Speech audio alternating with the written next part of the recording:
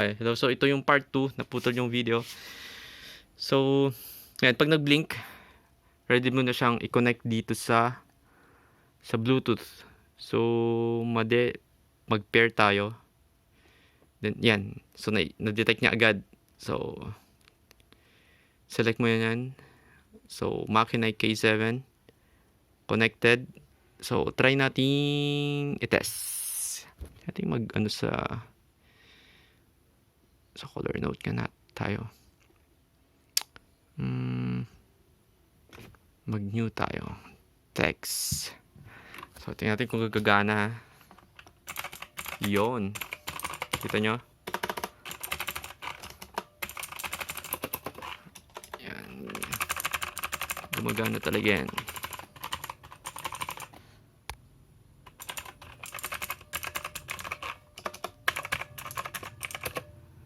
So, akala nyo na-disconnect siya doon.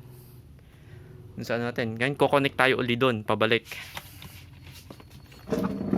So, kailangan nyo lang gawin is press nyo uli yung F1, FN plus 1.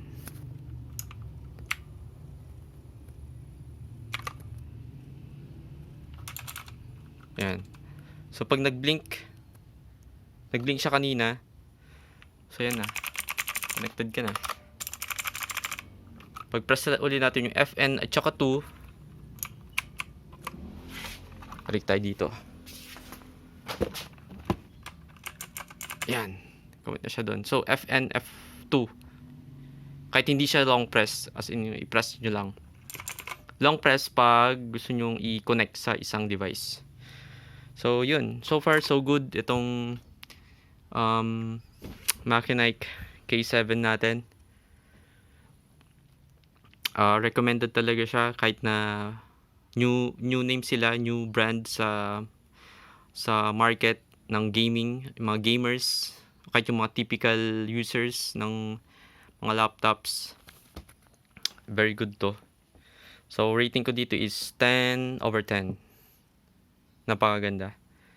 So pero babalikan ko rin kayo for update kung after a month of use nito, kung meron mga issues na nalilitaw dito, like mga keys na hindi gumagana, ganun. So yun, i-update ko rin kayo. So ito yung part 2. So sorry, naputol yung first, pero so far so good ang keyboard na to, and very recommended. So yun lang guys. Don't forget to like and subscribe sa channel ko. And yun. Bye.